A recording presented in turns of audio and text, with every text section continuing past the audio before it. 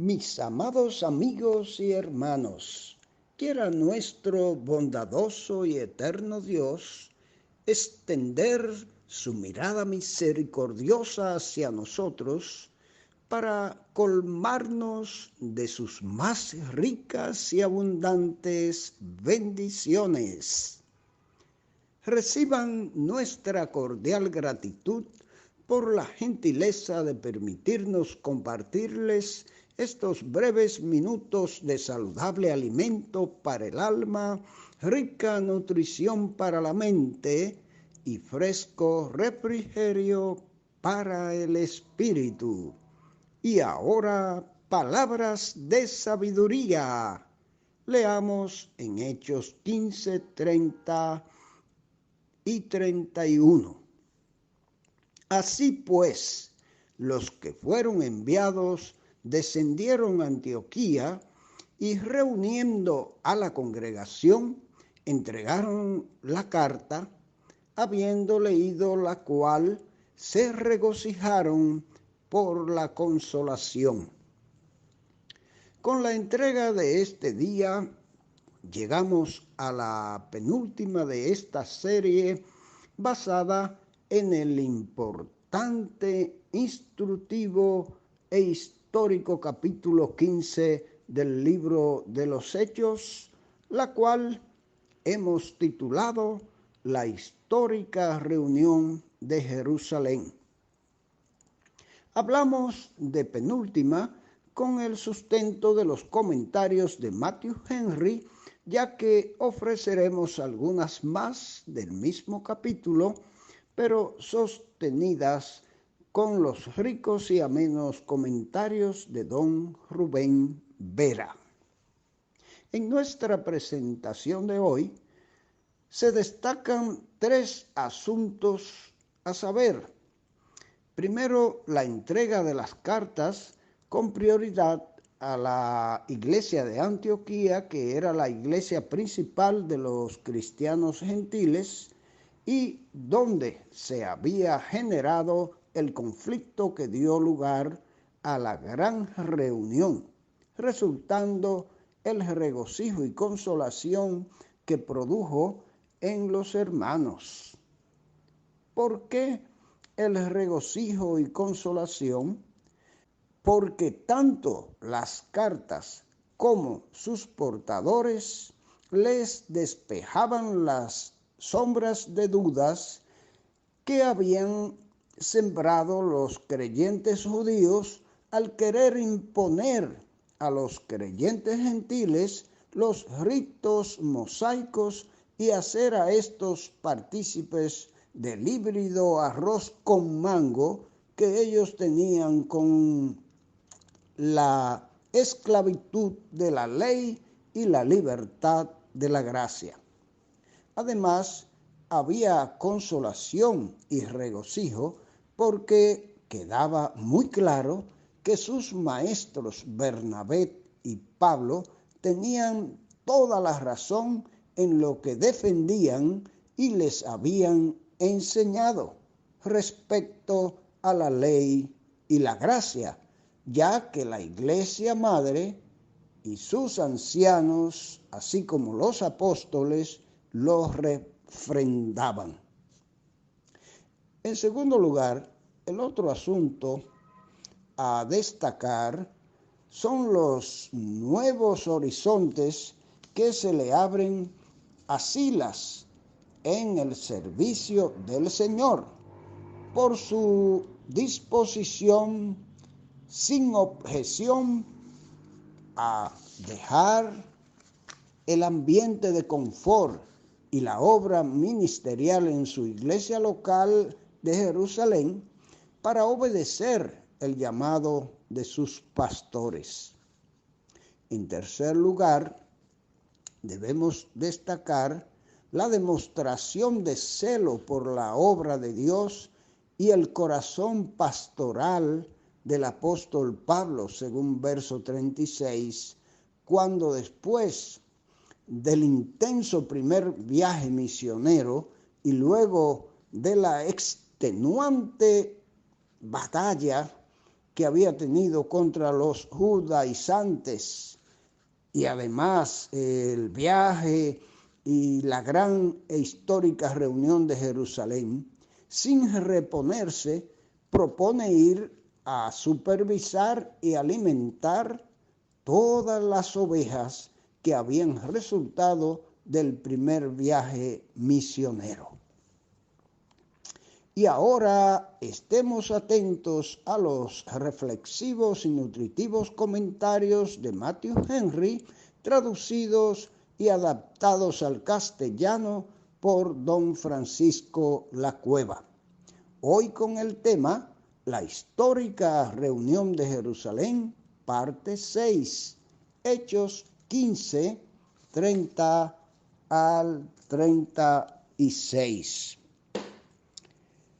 Una vez que los hermanos de Jerusalén dieron la despedida a los emisarios elegidos, estos descendieron a Antioquía de Siria. No se entretuvieron en Jerusalén más de lo necesario, sino que partieron rápidamente a cumplir la misión que se le había encomendado.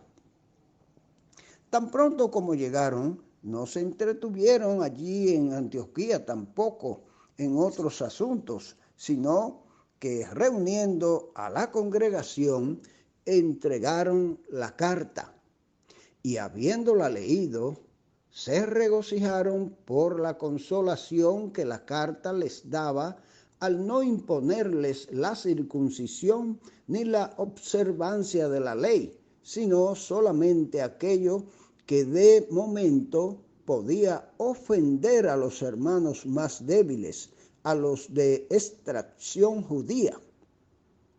De veras, era gran consuelo verse seguros en la libertad con que Cristo le había hecho libres, según Gálatas 5:1.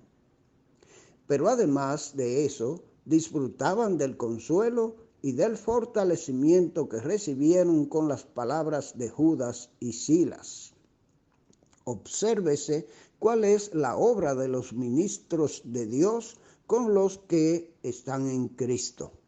Consolarlos, con lo cual los creyentes quedan confirmados y asegurados en su fe, pues el gozo de Jehová será nuestra fuerza. Exhortarlos a perseverar, les alertan a todo lo que es bueno e instruyen a los que son tardos en aprender. Viene ahora la despedida de los comisionados por la iglesia de Jerusalén. Nos referimos a Judas y Silas para acompañar a Pablo y a Bernabé. Vuelven aquellos que los habían enviado, según el verso 33. Los plurales indican que tanto Judas como Silas volvieron a Jerusalén. El versículo 34 no consta en los manuscritos más importantes y parece haber sido añadido para explicar mejor la posterior presencia de Silas en Antioquía. Véase la alternativa explicación que el profesor Trenchard da de esta aparente anomalía. Que este hermano volviera también a Jerusalén, pero al haber visto las posibilidades de la extensa obra entre los gentiles y al sentir un llamamiento para ayudar en ella, se preocupara en arreglar sus asuntos convenientemente con el fin de volver lo antes posible a Antioquía y estar a mano cuando Pablo llegó a necesitarle como colaborador y compañero al iniciar el segundo viaje. Entretanto, Pablo y Bernabé continuaban en Antioquía, pues pertenecían como profetas y maestros a aquella iglesia, como lo confirma el que allí continuasen enseñando y anunciando el Evangelio. Aunque también había allí otros muchos que compartían con ellos estas tareas, no por eso permanecieron ociosos. La multitud de obreros en la viña del Señor no debe hacernos ociosos. Cada uno tiene su don y su ocasión para ejercitarlo. El celo y la utilidad de otros deben despertarnos, no adormecernos. Vemos primero, según el verso 36, una buena propuesta de Pablo, la que hizo a Bernabé de volver a visitar los lugares donde habían plantado iglesias para ver cómo están. Pablo era muy consciente de su papel como apóstol de los gentiles y como ya habían pasado algún tiempo en Antioquía, iglesia bien servida, quiere volver a visitar todas las ciudades en que habían anunciado el Evangelio. La compañía del buen Bernabé le había sido siempre de gran bendición a Pablo y con él quiere marchar en este segundo viaje misionero para regar juntos lo que juntos habían plantado. Así como hemos de atender a nuestras oraciones y escuchar la respuesta que Dios les da, así también hemos de atender a nuestra predicación y ver los resultados que el Señor nos da. Volvamos a visitar para ver cómo están. Así lo redacta el médico Lucas. Pablo, como médico espiritual, quiere visitar a los hermanos como visita un médico a los pacientes que se van recuperando para prescribir lo que sea necesario para una curación completa y evitar las recaídas. Y si gozan de buena salud, podrán alegrarse con ellos de la gracia de Dios. Si no, llorarán con ellos por la miseria del pecado en el hombre. Oh, mis amados hermanos, ¿cómo deberíamos anhelar un celo por la obra del Señor y un corazón pastoral como el de Pablo? ¿Cómo deberíamos estar dispuestos a escuchar el llamado de Dios a través de los líderes de la iglesia, así como lo hicieron Judas y Silas? Y cómo debemos regocijarnos y consolarnos con la enseñanza de la sana doctrina. Ojalá, mis amados hermanos, que así sea. Amén.